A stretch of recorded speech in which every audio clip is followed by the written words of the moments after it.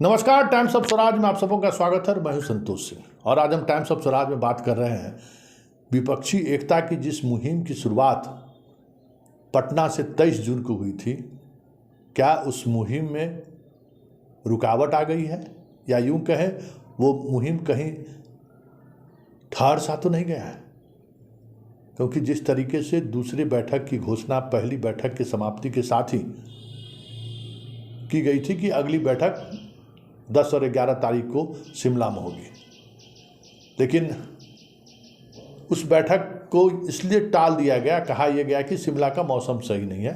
तो अब 13 और 14 जुलाई को बेंगलुरु में हो गया और इसकी घोषणा शरद पवार ने की थी। हुआ क्या, इस घोषणा के 72 घंटे के अंदर ही शरद पवार की पूरी पार्टी को ही तोड़ दी गई, ऐसा कहा जा रहा है। उनके भतीजे शपथ ले लिए हैं, 8 विधायक अभी तक उनके साथ हैं, दावा 40 की कर रहे हैं, वजह जो भी हो। लेकिन इस वजह से हो या फिर जो राजनीतिक उठापटक चल रहा है, फिलहाल दूसरी तिथि जो निर्धारित थी वो भी रद्द कर दी गई है।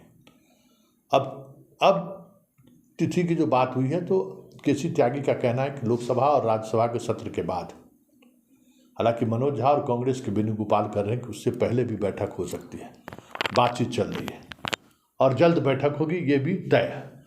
मतलब विपक्षी एकता को लेकर जिस मुहिम की शुरुआत बिहार से हुई है, उसको लेकर तमाम विपक्षी पार्टियां एकजुट हैं, ऐसा दिखाने की कोशिश हो रही है।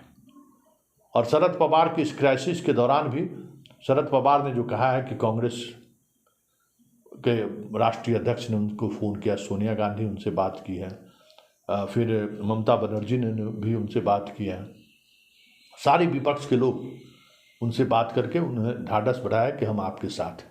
नीतीश की उनसे बात हुई है या नहीं हुई है, इसकी सूचना फिलहाल मीडिया को नहीं है, लेकिन लालू यादव लगातार संपर्क में है, ये खबर जरूर आ रही है। वो पल पल महाराष्ट्र की गतिविधियों पर उनकी नज़र भी है और शरद पवार से वो बात करने की कोशिश भी की है।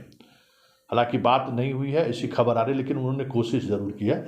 सूचना शरद पवार तक जरूर पहुंच गई है कि लालू यादव बात करना चाहते हैं। मतलब लालू यादव अपने अंदाज से विपक्षी एकता को लेकर जो बिसात बिछाई गई है उसमें मजबूती बनी रहे, इसकी कोशिश में जरूर लगे हुए हैं। और जैसे ही महाराष्ट्र में संकट हुआ, शरद पवार के साथ वो खड़े हैं, ऐसे दिखाने की कोशिश उन्होंने जरूर की है। लेकिन बड़ा सवाल यह है कि शरद पवार अगर अकेले रह जाते हैं, उनके सारे विधायक सांसद भी उनको छोड़कर चले जाते हैं, जैसे उद्धव ठाकरे के चले गए, इसके बावजूद भी क्या जो महाराष्ट्र में गठबंधन है वो गठबंधन कमज़ोर होगा क्या? बीजेपी जरूर मानती है कि इससे गठबंधन कमज़ोर होगा, लेकिन उद्धव ठाकरे के सारी पार्टी उनके हाथ से निकल जाने के बावजूद भी पिछले 5-6 महीने में जो चुनाव हुआ है, उन सारे चुनावों में ये जो गठबंधन है, ये गठबंधन शिंदे को भी और फडणवीस को भी बड़ा झटका दिया है। और कांग्रेस ऐसी सीट पर चुनाव जीती है, उपचुनाव में, जहां 20 वर्ष से कांग्रेस चुनाव नहीं जीत रही थी, वो भी शहरी इलाके में। मतलब संकेत साफ है कि आप विधायक तोड़ कर ले जाए, सांसद तोड़ के ले जाए, लेकिन पार्टी का नेतृत्व करने वाला व्यक्ति अगर ईमानदारी के साथ वो कॉज को लेकर डटा हुआ है तो पार्टी धीरे धीरे उनके साथ आके खड़ी हो जाएगी। ये महाराष्ट्र में ये उदाहरण देखने को मिला है। भले शिवसेना के अधिकांश विधायक और सांसद छोड़कर चले गए उद्धव ठाकरे के, लेकिन उद्धव ठाकरे आज भी मजबूती के साथ वहाँ बने हुए हैं और उनकी मजबूती और बढ़ती जा रही है, ये साफ दिख रहा है। ऐसे में शरद पवार के भतीजे को खींच लेने से क्या महाराष्ट्र में जो गठबंधन है, क्या वो गठबंधन कमज़ोर होगा क्या? कोशिश तो यही है, लेकिन हर जानकार व्यक्ति ये कह रहे हैं कि क्षेत्रीय दल में स्वयंभू जो दल के निर्माता होते हैं वही होते हैं। जब वो आंख बंद कर दें तो भले उनकी पार्टी आपस में बढ़ जाए, लेकिन जब तक उनकी सांसें चलती रहेंगी, इतिहास रहा है इस देश का कि उनको सही सिरे से खारिज करना किसी के बस में नहीं है। याद करिए, बिहार में भी एक दौर था जब नीतीश अलग हो गए, जॉर्ज अलग हो गए, दिग्विजय सिंह अलग हो गए, बड़े बड़े लोग आरजेडी छोड़कर चले गए थे, लेकिन आरजेडी को समाप्त होने में 10 वर्ष लगा, मतलब राजनीतिक रूप से सत्ता से बेदखल होने में 2005 में 10 वर्ष लगा, और अभी भी बने हुए हैं क्योंकि लालू यादव उसी तरीके से मजबूती से खड़े हैं। मुलायम परिवार को ही देख लीजिए, कितनी बार मुलायम के रहते हुए टूट फूट हुई, अलग अलग तरीके से परिवार में विवाद हुआ, लेकिन आज जहां अखिलेश खड़ा है, मुलायम की पार्टी वहीं खड़ी है। जयंत चौधरी को देख लीजिए, देखिए जितनी क्षेत्रीय दल है, उस क्षेत्रीय दल में उत्तराधिकारी वही होगा जो उस दल का नेता होगा। याद करिए ना, जिस समय में बाला साहब ठाकरे थे, राज ठाकरे, क्या चलती थी उसकी, भतीजा थे उसके, जैसे अजीत पवार भतीजा हैं, जबरदस्त, मतलब उद्धव ठाकरे वगैरह कहाँ राजनीति में थे या नहीं थे कोई जानता भी नहीं था। शिवसेना बाला साहब ठाकरे और दूसरा राज ठाकरे भतीजा। आज कहाँ है राज ठाकरे, किस हैसियत में है राज ठाकरे? तो ये जो चीज़ें हैं ये काफ़ी महत्वपूर्ण है। ममता बनर्जी के साथ रहने वाले कई स्टारवार को बीजेपी तोड़ कर ले चले गए, लेकिन विधानसभा चुनाव में क्या हुआ? बुरी तरह बीजेपी की हार। इसी तरीके से झारखंड मुक्ति मोर्चा को या भी कांग्रेस को क्या कर रहे हैं, अब लगातार तोड़ने की कोशिश कर रहे हैं, लेकिन हेमंत सोरेन जहां खड़े हैं पार्टी वहीं खड़ी है, वोट और जनाधार वहीं खड़ा है। मतलब विपक्षी एकता को लेकर जो दल आगे बढ़े हैं, अगर केजरीवाल बाहर भी हो जाता है तो 14 ऐसी दल, क्षेत्रीय दल, कांग्रेस को छोड़ दे तो ऐसे दल हैं जहां वो खड़े रहेंगे, वोटर वहीं खड़ा रहेगा। उनके सांसद और विधायक भले आप बीजेपी में चले जाएं, लेकिन वोटर वहीं खड़े रहेंगे। ये इतिहास दिखाता रहा है, जताता रहा है। ऐसे में ये कहना कि महाराष्ट्र की घटना से विपक्षी एकता की जिस मुहिम की शुरुआत नीतीश कुमार ने की है वो राह भटक गया जाए, ऐसा नहीं है।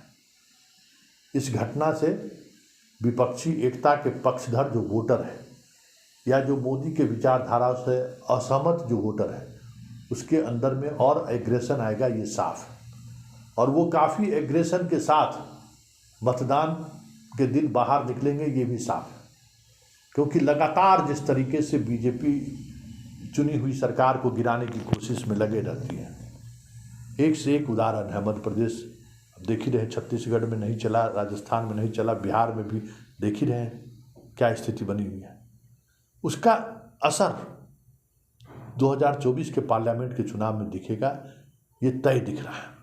क्योंकि आप विपक्ष के तमाम सांसद और विधायक क्यों ना अपने साथ ले आए, लेकिन नीतीश, लालू, शरद पवार, उद्धव ठाकरे, ममता बनर्जी, स्टालिन, ये सारे लोग अगर एक जगह इकट्ठे रह गए तो फिर ये तय मानिए कि बीजेपी की वो सारी कवायद जो पिछले कई वर्षों से चली आ रही है, वो कवायद 2024 में धरे का धरे रह जाए तो कोई बड़ी बात नहीं होगी। क्योंकि बीजेपी के इस कवायद का असर उन तमाम क्षेत्रीय दलों पर भी पड़ेगा जो फिलहाल कांग्रेस और इस विपक्ष के गठबंधन से दूरी बनाकर रखे हुए हैं। ऐसे दल आने वाले चुनाव से ठीक पहले एक साथ एक मंच पर आ जाए तो ये भी कोई बड़ी बात नहीं होगी। यूपी में मायावती, अखिलेश और जयंत, राजभर, ये भले ही ये सारे लोग अलग अलग अभी दिख रहे हैं, चुनाव आते आते सभी एक प्लेटफॉर्म पर आ जाए तो कोई बड़ी बात नहीं होगी। क्योंकि जिस तरीके से विपक्ष को लेकर या छोटे क्षेत्रीय दलों के लोग को लेकर बीजेपी जो नीति अख्तियार कर रही है, वो नीति कहीं न कहीं बीजेपी को महंगा पड़ सकता है। बिहार में ही देखिए, चिराग और पारस के बीच जो विवाद है, उस विवाद को समाधान निकालने में बीजेपी अभी भी दिलचस्पी नहीं ले रही है, और इसका असर दिखने लगा है। चिराग का लालू परिवार से रिश्ता फिर से जुड़ने लगा है, और अगर ये रिश्ता गठबंधन में बदल गया तो फिर बिहार में 40 में 40 सीट एनडीए के हाथों से निकल जाए तो कोई बड़ी बात नहीं होगी। क्योंकि चीज़ें कुछ इसी तरीके से चल रही हैं। क्षेत्रीय छत्रप को लेकर जो राजनीति बीजेपी साध रही है, वो राजनीति अभी भी इतनी कमज़ोर है जिसको आप किसी भी परिस्थिति में उन चीज़ों को आप बहुत ही आसानी से उसका समाधान नहीं ढूंढ सकते। ये समझने की बात है। देखिए आगे आगे होता है क्या, लेकिन इतना तय है कि जिस एकता की बुनियाद नीतीश कुमार ने रखी है, उस बुनियाद में हाथ बटाने वाले जो लोग हैं, मतलब जो हाथ से हाथ पकड़े हुए जो लोग हैं, उनका वैचारिक आधार इतना मजबूत है जो सांसद और विधायक के जाने के बावजूद भी उन्हें कमज़ोर करना काफ़ी मुश्किल है। लेकिन राजनीति है, राजनीति में बहुत सारी संभावनाएं बदलती और बनती और बिगड़ती रहती है। ऐसे में शरद पवार की पार्टी के साथ जो स्थिति बनी है, इससे यह कह देना कि विपक्षी एकता का मुहिम अब ठंडे बस्ते में पड़ सकता है, ये थोड़ी जल्दबाजी होगी। कोई असर नहीं पड़ेगा, बल्कि विपक्षी दल जो हैं उनके इस कारनामों से और मजबूती के साथ एक होंगे, और ये उनका कारनामा जो है ये इस बात का प्रमाण है कि वो घबराए हुए हैं। विपक्षी एकता के प्रयास से वो दहशत में है और एक साइकोलॉजिकल मनोवैज्ञानिक परिस्थिति पैदा करना चाहते हैं जो नहीं होने वाला है। सर, यूसीसी को लेकर जेडीयू में पारित देखिए, पहली बात तो कि महाराष्ट्र की घटना पर ध्यान दीजिए। भारतीय जनता पार्टी इसी सब काम में लगी रहती है। धन बल के बल पर, ताकत पर सरकार को अपदस्थ करना, सरकार को गिराना, सरकार बदलना, ये कौन कर सकता है? जिसके पास धन बल हो। और ये कोई नया बात नहीं है। हम लोग जब एनडीए में थे तो हम लोग के साथ शुरू हुआ था अरुणाचल में धन बल का प्रयोग करके। तो भारतीय जनता पार्टी इसमें माहिर है, लेकिन अंतोगत्वा जनता से उनको जवाब वैसा ही मिल जाता है। चुनाव महाराष्ट्र में भी होना है, वो इंतजार कर लें। महाराष्ट्र में उनको इसका खामियाजा भुगतना पड़ेगा। मध्य प्रदेश में उन्होंने किया था ना कुछ दिन पहले। आज मध्य प्रदेश में चुनाव अगले 2-3 महीनों में होना है, और आप देख लीजिएगा मध्य प्रदेश का चुनाव भारतीय जनता पार्टी बुरी तरह हारेगी। तो इसलिए क्षणिक लाभ के लिए वो जितना धन बल का प्रयोग कर ले उससे कोई फर्क नहीं पड़ता है। जनता सब आंख खोल के देखती है इनके कारनामों को, इनके काले कारनामों को। अब अभी कुछ दिन पहले प्रधानमंत्री जी का भाषण सुन रहे थे। प्रधानमंत्री जी कह रहे हैं कि महाराष्ट्र में एनसीपी 7,000 करोड़ रुपए के घोटाला में एनसीपी के नेता फंसे हुए हैं। तो अब वो जितने थे सब तो वॉशिंग मशीन में चले गए, बीजेपी के वॉशिंग में। अब तो साफ होके निकलेंगे, सफेद होके निकलेंगे। क्या बात करते हैं? ये डर दिखा के लोगों को भयभीत करके, धन बल का प्रयोग करके ये सब काम करते हैं। अगर महाराष्ट्र में बहुत दिन पहले श्री एकनाथ शिंदे को इन्होंने दल बदल करके मुख्यमंत्री बनाया, काहे नहीं बम्बई म्युनिसिपल कॉर्पोरेशन के चुनाव करवा रहे? साहस नहीं है उनको मुंबई म्युनिसिपल कमिश्नर का चुनाव कराना, इसलिए बुरी तरह हारेंगे वो। उनको मालूम है कि वो हारेंगे, और इसका भी परिणाम यही होगा कि महाराष्ट्र में चुनाव होगा, वो बुरी तरह हारेंगे लोकसभा के चुनाव। सर, बिहार में भी ऐसी घटना? बिहार की बात तो छोड़ दीजिए।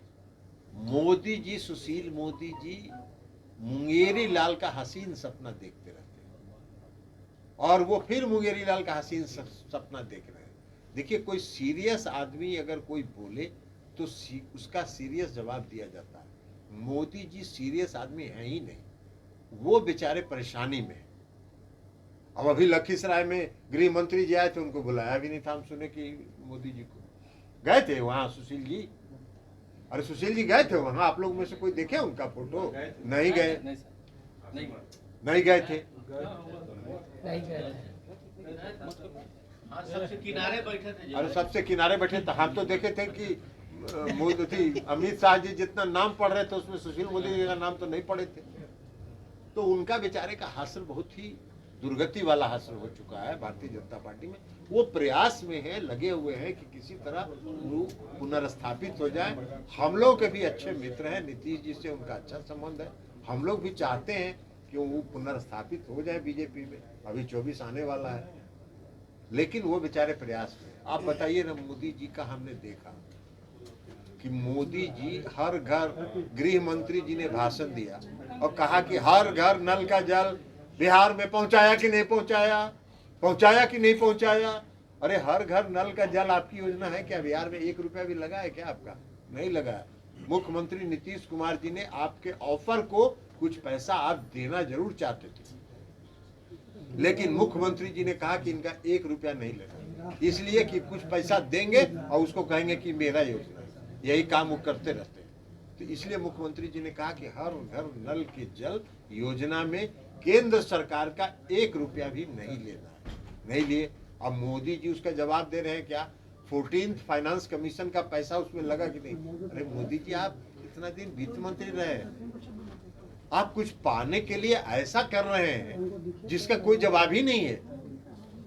14th फाइनेंस कमीशन का पैसा कोई केंद्र सरकार देती है हमको अनुदान, कि 14th फाइनेंस कमीशन का पैसा और फाइनेंस कमीशन का पैसा एक फॉर्मूले की तरह हर राज्य को मिलता है, और मेरे राज्य का भी हिस्सा है, तो हमारे राज्य को मिला, आप कौन सी प्रवचन दे रहे हैं? तो सीरियस आदमी की बात का जवाब दिया जाता है, जो गंभीर है ही नहीं, अपना पद अपना स्थान सुरक्षित रखने के लिए, खुश करने के लिए कुछ बोलता हो, उसकी बात का जवाब नहीं देना एनसीपी चाहिए। में टूट का क्या विपक्ष